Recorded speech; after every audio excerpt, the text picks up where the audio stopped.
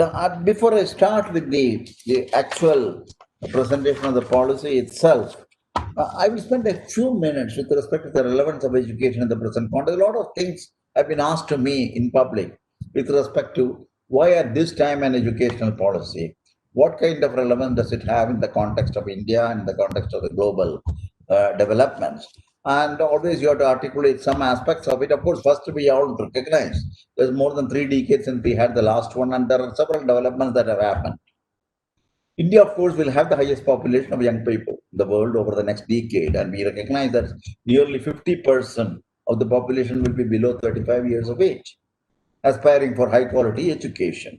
This democratic dividend certainly has to be taken advantage of. I don't think we have discussed it in several platforms.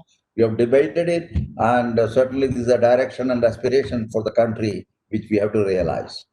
Globalization and demands of a knowledge economy and knowledge society call for emphasis on the need for acquisition of new skills by learners on a regular basis for them to learn how to learn and become lifelong learners, a critical consideration to be addressed appropriately. And that is where this education policy certainly has focused on. Changes in knowledge landscape, especially science and technology, I don't have to say here, but advances in big data analytics, machine learning, artificial intelligence, all demand skilled workforce involving mathematics, computer sciences, data science, as well as multidisciplinary abilities across the sciences, social sciences, and humanities. The education of future need to be reconfigured in order to meet the goals of the global education development agenda. We are a part of that. The goal 4 of the Sustainable Development Goals 4 of 2030 that seeks to ensure inclusion and equitable quality education and promote lifelong learning for opportunities for all. So this is broadly just to give it kind of a flavor of the kind of consideration probably the people who matter in terms of defining when to come out with a policy thought about. Now, how did we go about? A little bit of that also is of interest for the audience here. The process, of course, was that we had the members of the policy committee with the government set it up. And then we had a members of a drafting committee. We thought that besides the policy framing, we also need to bring it up in a way in which it can be presented. We had a special drafting committee. It had members of the policy committee also. And then we had a set of members, experts, who provided a kind of a technical secretariat support for doing this. And not to be satisfied with it, this is where I have my own strong views. The question of being independently evaluated with respect to the type of presentation we are making, ideas that we have created, and the strategy we have crafted. We put certain peer reviewers, people who are away from the policy formulation, who are very well aware of the kind of educational system, the academic system this country over the years, and therefore competent enough to give us very vital inputs about the first level of drafting this policy. So there were peer reviewers here. Discussions and consultation, we went through a very, even though this particular policy was initially having a basis of previous policy document, in fact, 4 years of work, very intense work had gone through in the formulation of this policy earlier itself. Documentation from downward consultations were there, submissions from individuals and groups were there. So there was the previous Honorable Minister of Education. We had also the TSR Subramaniam Committee and many others. So we had many things to fall back on. The question was to review them, to adopt them, and to see where we need to move extra efforts. And that is where we saw that discussions and consultations with the different stakeholders, including organizations, institutions, and individuals. We had quite a number of inputs which were new, which had very unique in terms of things which were not earlier presented or considered for discussion. And of course, when everything was ready and when we made an initial presentation to the ministry, they felt that ultimately to go into the public domain is a national, very important national document. We need to get the public responses of what they are in for the future of education. We got more than 2.5 lakh responses from both from the school and the college education, higher education point of view. So that was another major thing. We went through a consultation with the state education authorities, including in many of the states, we had also consultation with the state ministers. And then we had a review. So that when the policy was in the near final stages, the number of reviews were conducted by the Honorable Prime Minister himself. In fact, he went through every aspect of the policy and every items of the policy, and he wanted to make sure that there is a level of pragmatism and the ability to carry this forward in the implementation domain. So this is one of the important things that the Honorable Prime Minister, he came out with several interesting suggestions also, I should mention. So that is the other part of it. And finally, we got the cabinet approval on the 29th of July 2020. Immediately following that, for a number of measures, the first and foremost was to make sure that there is a very intense familiarization process for this. So major conferences with chancellors, vice chancellors, directors of higher education institutions, other high-level functionaries were convened. These are meetings convened by UGC and Ministry of Education and addressed by Honorable Prime Minister and His Excellency the President of India. So these were kind of things that were also carried. This also underscored the importance at the highest level that they attach to the policy. And now we are in the stages, and I will say at the end of my talk a little bit about how the concerned agencies and the ministry is moving towards the implementation. Now, to just to give a framework for the policy provides an integrated and flexible approach to education. It has kept the interconnectedness, the various phases of education in mind, and how the same will enable continuity, coherence, and processes to ultimately realize an end-to-end educational roadmap for the country. An articulation of a broad view of education encompassing the holistic development with special emphasis on kindling of the creative potential of each individual in its richness and complexity has grown increasingly popular in the recent years, several domains of discussions.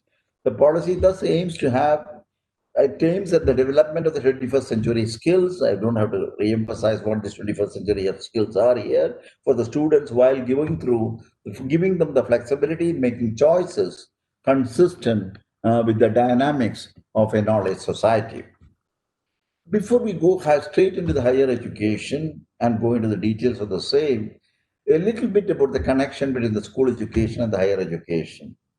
We do recognize, all of us, and the policy does so, the interconnectedness of the various phases of education. I mentioned it earlier. School education is of intrinsic importance, there is no question. How a student experiences the schooling phase of education could have a significant influence on those subsequently pursue higher education, including professional and vocational, besides, of course, helping to lay the foundation for lifelong learning.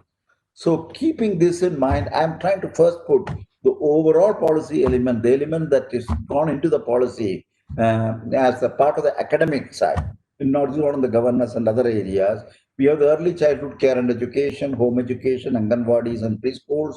One of the very key elements, because we did make transformatory recommendations in the context of the early school education. I will say a few words about it in the subsequent projections.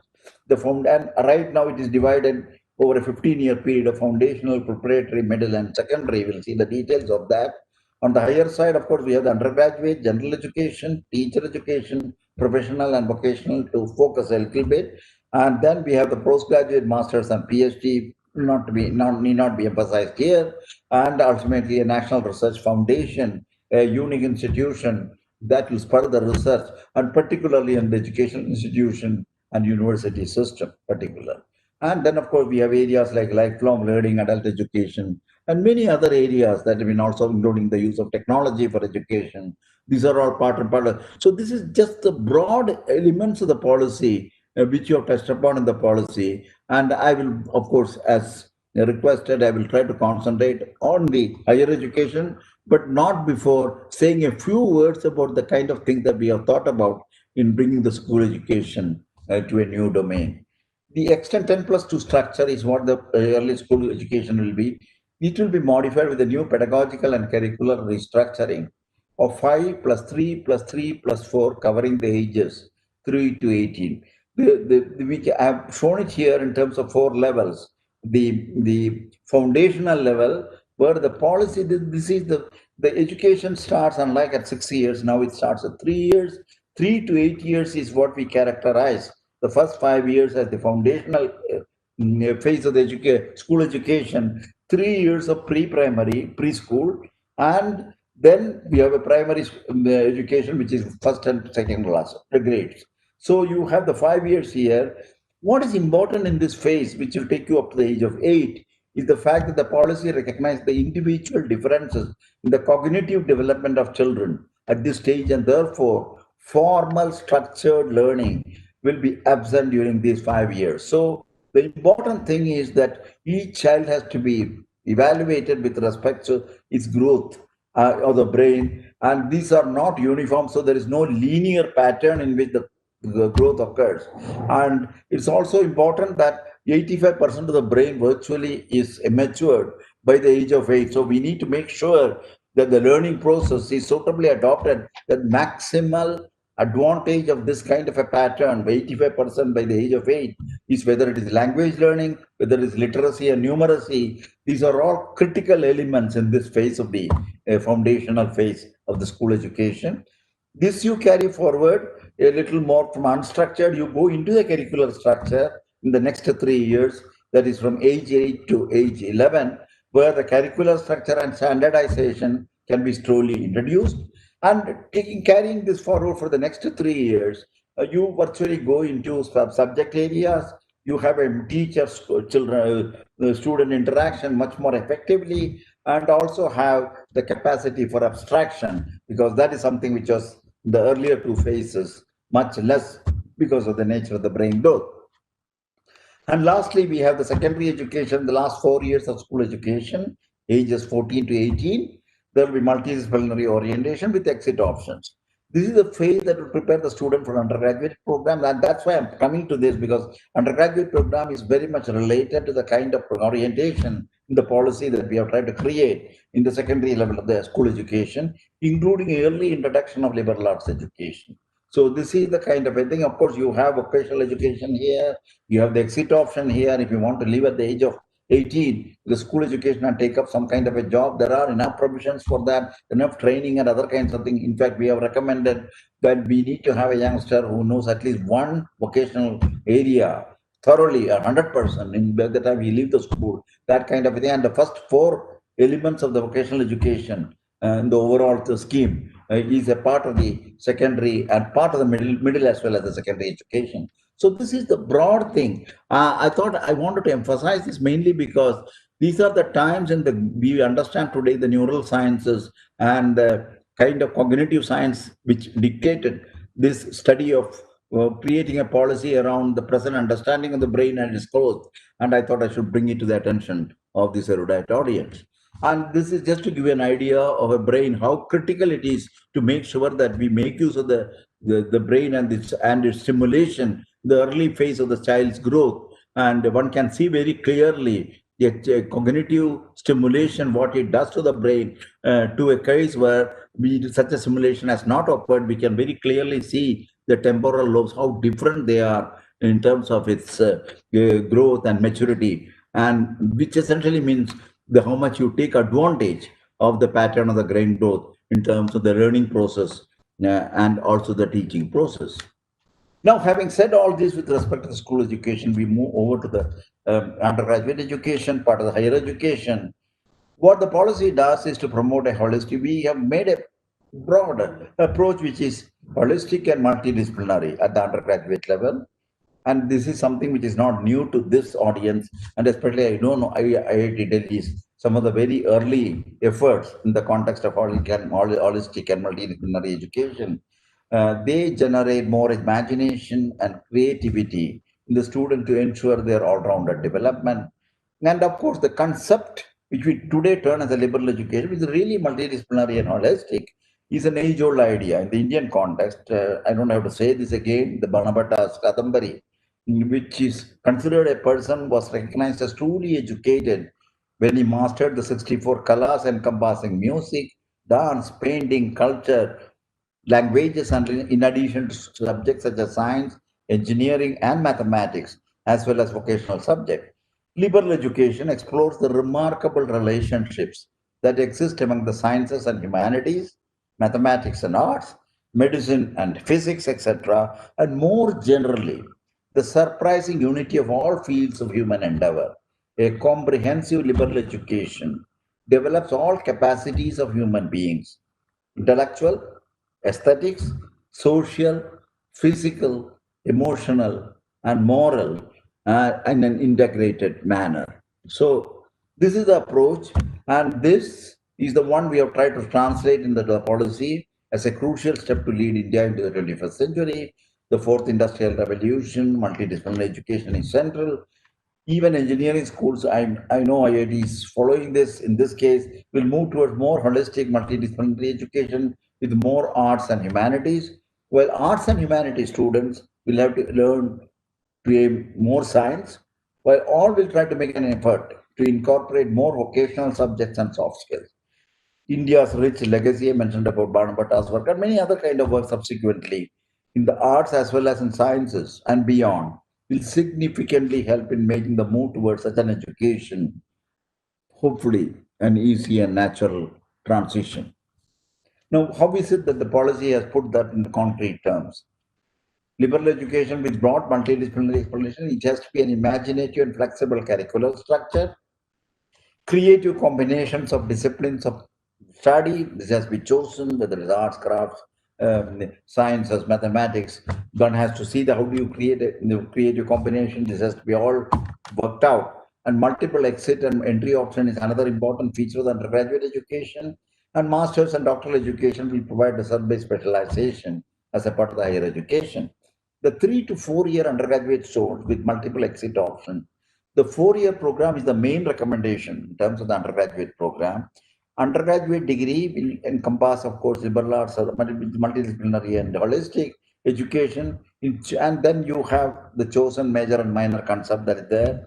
We have the vocational subjects, and later on, even professional education will be brought into this kind of an undergraduate education, which is a 4 year. The 3 year program, which is currently very much there, will be retained with the necessary changes to bring in more holisticity and interdisciplinarity. Both the 3 and 4 year programs lead to a degree with honors with research work. So that is another thing that one. So there is a provision for research work in the undergraduate program, which prepare on one side it really enriches the youngster, on the other side we certainly have a better preparation for the higher education, and ultimately exit provision does exist with a 2 year diploma in the with a 2 year diploma at the end of 2 years of undergraduate, and a 1 year certificate at the end of the first year of the undergraduate education. These are all drawn in a way in which there is enough provision for the person when he exits, he will have an appropriate kind of a professional career which can be chosen. And this is a preparation that you try to do in the first year and second year of the undergraduate education, with the proviso that in case in the later years you want to come back to the education with certain provisions with respect to the preparatory part of the entry, you can still continue your education to a third year or a fourth year or even higher education part of the postgraduate education. This is also kept as a flexibility in the system. On the master side, 2 years for those with the 3 year undergraduate degree, 1 year for those with the 4 year undergraduate degree with honors, and an integrated 5 year program is the three kind of flexible way in which you can go towards master education. Next one I would like to bring is the integrating professional education. Regarding the integration of professional education with general education, the policy aims to take a holistic view to the preparation of professionals by ensuring broad-based competencies and understanding of the social human context, a strong ethical compass in and addition to the highest quality professional capacities. There is something holistic about the recommendation that we have made. I'm sure most of the professionals are very aware of this particular part of it, especially the IIT faculty and the academics. And but we have made a strong pitch for this because we think many of the higher education institutions, especially the university system, certainly need to address this much more seriously than what has been done so far. All institutions offering either professional or general education must be organically evolved into a multidisciplinary institution offering both by 2030. The overall higher education sector will aim to be an integrated higher education system, including professional and vocational education. Thus, this approach will be applicable to all higher education institutions across the current streams, which will eventually merge into one coherent ecosystem of higher education. This is ultimately the objective by 2030, 2035. There is certainly a time frame. It's not easy to make this kind of transformation, but we think that we need an integrated professional education as a part of an overall higher education. Now we come to the quality higher academic research in the fields.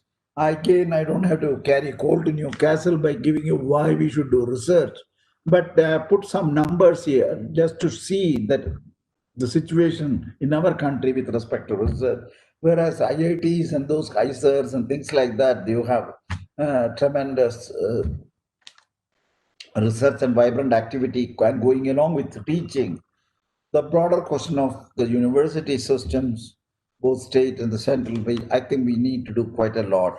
Even though we do address this question of a quality academic research in the overall context of higher education institution, we would like to particularly make this policy focused on educational systems in the university, and many of the state universities and other private and some of the other private universities certainly has to review this in the context of the type of recommendation we made. And we do know the importance of the European Union estimate that two-thirds of the economic growth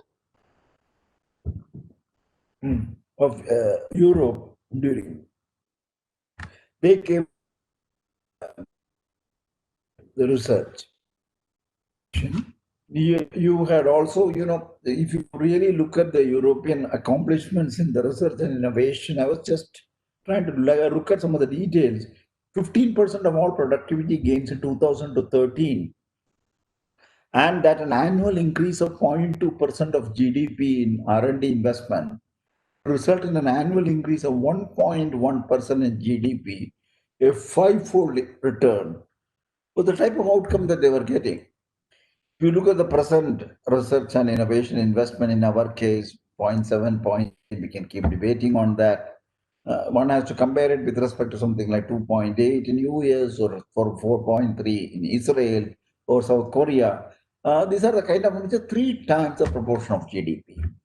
And this lower level of investment certainly meant the number of researchers in India per lakh of population is just 15. Numbers are 400, 800 kind of numbers. If you talk of US and as an example, other item impact, I don't have to again emphasize low levels of patent application and scientific publication. So these are the kind of thing, and certainly it was a very important agenda in the another discussion with regard to propagating research in the higher educational institutions.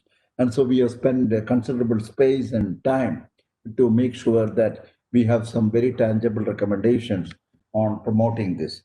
Now, how have we tried to recommend it? We have tried to recommend the creation of a national research foundation. It is it is based on the fact that the policy will put emphasis on catalyzing and energizing research and innovation across the country in all academic disciplines, with particular focus on the state universities and colleges. I said that in the beginning, and that is where really the lacuna does exist, and they are serious there too. A fund to seed research in all universities and colleges so that synergies between the research and quality education can be leveraged maximally. NRF will fund across all disciplines. It's not only in engineering, and also it will expand the research and innovation at all universities and colleges, including private institutions. We have not made a distinction between private institutions and public funded institutions. And the criterion will be, of course, the merit of the proposal and the kind of capability to do research and the type of outcomes. And we need to make sure that they get the benefit of a funding system where this can be pushed further. After all, they also educate Indians, and many of the people depend on the private institutions for education. The NRF will have the provision to cover many themes: science and technology, social sciences, arts, humanities, and many more. In the scope, of course, everybody understands funding research through a competitive peer review process, building research capacity at academic institutions across the country through mentorship. There are very specific recommendations we have made regarding the mentorship, the type of bringing in people who are veterans of research, who are at this time available for guiding research in these kind of institutions, who can spend some time doing research, guiding research, and also establishing the capability to conduct research in these kind of institutions, and then create the beneficial linkages between researchers, academy, everybody talks about this, and disseminating research through seminars, which is the other aspect of doing research. So these are the kind of things. This is just to give a little brief summary, a snapshot of the kind of thought that we are put into the National Research Foundation. We think this needs to be established, and this is also going to be. We had, of course, in our mind things like the National Research Foundation of USA. There are models of establishing this kind of a system, which really becomes a place where they address the excellence, the relevance, and the kind of outcomes with respect to research. And this has had a very strong influence on the support of research in the educational systems in many of the advanced countries, and particularly if you look at the models like US and Europe. And the other aspect that we have addressed is question of energized and educational capable faculty. We have spent devoted considerable space with regard to the questions of the faculty, the quality and engagement of its faculty. And virtually, we can say the faculty is put back at the heart of the higher education. The rampant practice of contractual appointment, one issue, very heavy teaching loads, these are all may not be applicable to institutions like IITs. But these are anyway, I don't have to emphasize these aspects of it with respect to the broader issue of higher education. The infrastructure support, most faculty do not even have a structural faculty recruitment and development plan. So we have gone into the details, areas like recruitment, development plan, career proposal, progression, compensation management. Every part of the institutional development plan should carry this in the higher education, appropriately designed a permanent employment tenure track system for the thing by 2030, autonomous faculty empowered to make curricular choices, conduct assessment of students, infrastructure for continuous professional development. These are other aspects of it, and appropriately designed bridge courses for mid-career professionals to get into teaching. That's also available so that if anybody wants to get into the teaching profession from another area where you need to facilitate this by the appropriate bridge courses that can be worked out. One of the important things that we have tried to do is to consider the school education and the teachers for the school education. One thing we found that the existing system, the school education, doesn't meet the type of standards and the type of things that we need to have as a background for teaching at the school level by the conventional educational system providing teacher education. What we have tried to do is to move the school education preparation will be done in the multidisciplinary universities. Departments of education will be set up in many universities to offer a 4-year integrated state-specific BEd. The whole idea is to bring in BEd as one more of those undergraduate educational stream, one of the undergraduate educational stream, put it at a par with the other professional educational themes as well as the mainstream education. So BEd will be an undergraduate program of study covering both disciplinary and pedagogic teacher preparation courses for each stage of education, foundational to secondary. All subjects, including arts, sports, vocational education, they will be mainstream. On par with other undergraduate degrees, gradually the 4-year program will be eligible for master's and PhD programs. And the current 2-year BEd program will continue till 2030, but that after 2030, only those institutions who are capable or who are qualified to provide a 4-year teacher education can offer the 2-year teacher education. So we want to make sure that the standard, the quality, and the excellence that is intrinsic to defining the teacher education and preparation. Certainly, it takes into account through the higher education systems overseeing the teacher preparation and education. 2-year program will be used for lateral entry of school teachers. There are also many interests in the people becoming school teachers in the lateral mode. Specifically designed courses in the pedagogy for mid-career professionals to become faculty will also be introduced. And I don't have to say substandard and dysfunctional teacher educational, thousands of them have been already shut down. And this is recommended to be reviewed. Either they move towards institutions like the degree giving autonomous colleges or they close down or move to other areas where the teacher education is not the main focus for these institutions. Something on the educational technology, Professor Ram Gopal mentioned about this with respect to the Prime Minister's this thing. We have addressed the questions of integrating technology at all levels of education. There is a very specific section where we have discussed this. I don't think I need to go much into the details of this. Again, the questions of four broad categories, well known: improving teaching, learning, imitation, and supporting teacher preparation, continuous teacher professional development, enhancing educational access to disadvantaged groups, streamlining educational planning, administration, and management, and teacher training for the trade, the edutech is critical. And towards this, I also bring in some example where improving teaching, learning, and evaluation as a part of the educational system's resilience during the recent crisis like the COVID-19, the online education, synchronous mode, live interactions, and asynchronous mode, blending high quality pre-recorded content, rapid feedback with automated smart evaluation. So these are the kind of things on the improving the teaching and learning and education. Example regarding the supporting the teacher education and continuous teacher professional development, you have the recommender systems for content and certifications. Just another example in the COVID-19 scenario, the enhancing educational access to a disadvantaged group, connect the few specialized teachers to virtual classrooms of learners with specific needs, must address the digital divide. That is the biggest problem with respect to the implementation of some of the digital divide, and certainly this is to be seen. Now, streamlining education planning, administration, and management.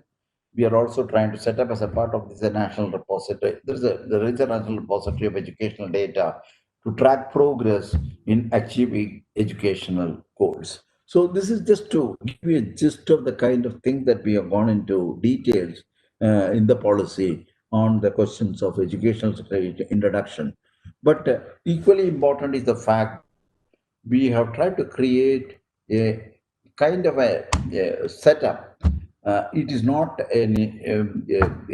creating a lab, or it's not creating a facility, but it's a kind of a forum, a national educational technology forum, which we have recommended to be set up with the following rules to provide. The reason why we thought about this kind of a body in the context of choices, in the context of selection, in the context of a research in educational technology, in the context of adaptation of educational technology from other sources of technology.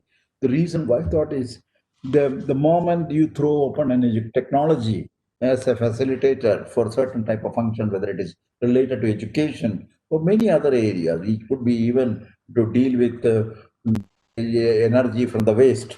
The type of technology and the type of options that will be available are enormous. And most of the time, the ability to make choices is one of the biggest problems that we see. The questions of when ISRO did work related to a national, what you may call as a developmental program, where you wanted to bring educational information to remote areas. The choice was to make sure that we create educational material. But what were the materials? Those materials had to be researched whether it is appropriate for the tribal population which is going to receive the material.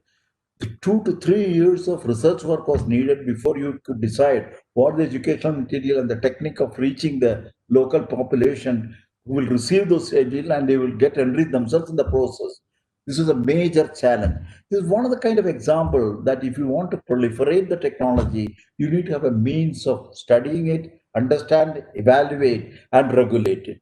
That is the idea that National Educational Technology Forum that we have tried to set up to provide an independent evidence-based as advice to state and governments on adoption of technology-based interventions, to build intellectual and institutional capacities in educational technology, to envision strategic thrust in areas of technology domain and to promote education in them among educational institutions, and to articulate new directions of research and innovation, the use of technology for improving educational. We would assume that these kind of things, also the actual activities on research and things, will be carried out by the Department of Education, which will come up in the higher educational institution, at least some of the higher educational institution. So the National Educational Technology Forum will maintain a regular inflow of authentic data from multiple sources, including the educational technology innovators and practitioners, particularly at the grassroots level. Disruptive technology, I don't know, this is something you're very much day to day. You're seized with. The 1986-1992 policy could not expect the internet's disruption. This policy fully expects the educational system to face many technological disruptions, artificial intelligence, machine learning, and so on. Two major aspects related to such disruptive technology we have identified: harnessing technology to improve educational outcome, that is human plus artificial intelligence, hybrid interactive systems, education in new and disruptive technologies, identifying them and preparing students in new large numbers. And finally, the project addresses both these kind of a thing, the policy. Now, on the governance side, I've just tried to again, we got the policy in the beginning of my talk. I'm just coming back to the policy side and what is the kind of a governance structure that has been done. I am trying to here show the state education and the central education in two color codings. The blue is the color code for higher education and the yellow is the color code for this. And the main thing is the central agency for the education, the CABE, which is currently there, a council of the educational the thing. This particular CABE, the Central Advisory Board of Education, is now in this policy, they have elevated to the level that they will oversee the overall administration, governance, and evaluation of how the policy is going to work at the from the central level, and also to make fine tuning or midterm corrections if needed, and virtually becomes a kind of a kind of a reviewer and evaluator, and also a recommender with respect to the changes needed in the context of higher education. So this is the system which is adopting the Central Advisory Board and making it more empowered. Then we have an Higher Educational Commission of India, which is what is recommended to be set it up as the highest body on the higher educational commissions. As a part of the governance, you have the four major verticals that are there under the HCCI. One is the academic and standard setting, which can be the professional standard setting bodies and so on. Then GEC, General Education Council, the National Council of Technical Education, the All India Council of Technical, the medical. Ultimately, they will all come under the PS, the professional standard setting bodies under the academic and standard setting. And on the academic side, you have, of course, the National Higher Energy Qualification Framework for higher education. And then you have the second one, which is regulation, the National Higher Educational Regulatory Body. And then you have accreditation, national accreditation. This is the council. Then you have the funding, higher educational grants council. So these are the four verticals under a higher educational commission of India. This is what is recommended. And of course, the education provision will continue to be given by the autonomous institutions and other types of institutions which are a part of the higher education or school education. So this is the kind of a structure, broad structure, that we have tried to evolve with respect to the governance of the educational system and with this clear delineation of the higher education part of it. Important about this is the fact that empowered governance and autonomy of higher education. This is something which I don't think that this need to be much discussed when a place like IIT or IAC, but it's good to know that this is one of the things that had been of concern while they were debating on the subject with several of the experts in this area. The recognizes the effective governance and leadership is the key to creation of a culture of excellence in the innovation of higher educational institutions. All the higher educational institutions in the next 15 years will become autonomous, self-governing entities through a system of graded accreditation or graded autonomy. With appropriate data accreditation, such institutions shall establish a board of governors consisting of highly qualified and competent individuals with proven capabilities and a strong sense of commitment, something which we need to do for many of the higher educational institutions in this country. The board of governors will be empowered to govern the institution free of any external interference. Something everybody talks about it. This is something very explicitly made clear in the policy. Make all appointments, including that of the head of the institution, and take all decisions regarding the governors. The board of governors will be responsible and accountable to the stakeholders through transparent self-disclosures of the relevant thing.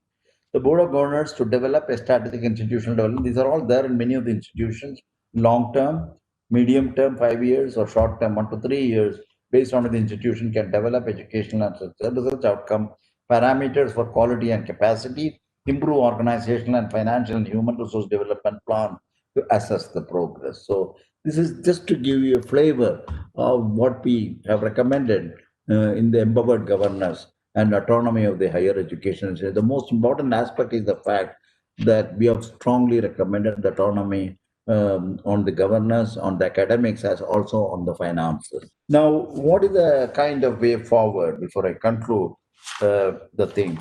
There are several things I did mention in the beginning of my talk that there has been one of the most important steps that was taken immediately after the government took decision on accepting this recommendation with necessary inputs from public domain and other sources is the fact that once they did that, there were a number of presentations, there were a number of discussions, there were a number of seminars and other kinds of interactive systems. And both Honorable Prime Minister and Honorable President were involved in many of these. I don't have to say that here. Many of you were there as a part of that particular thing. So there is quite a lot that has happened in terms of sensitizing the policy in its role, but certainly there are many things which continue to be inquired about, seek clarification about, and not every some of them will come forward only when you try to do these things. You start getting a feel of the issues, and that is where I said about the midterm correction or fine tuning or better clarification or change of strategy. This will be a part and parcel of this, but by and large, I find that this is understood by many of the policymakers and implementation the related responsible people. The MOE itself has done an action plan. Now they have done it. I understand.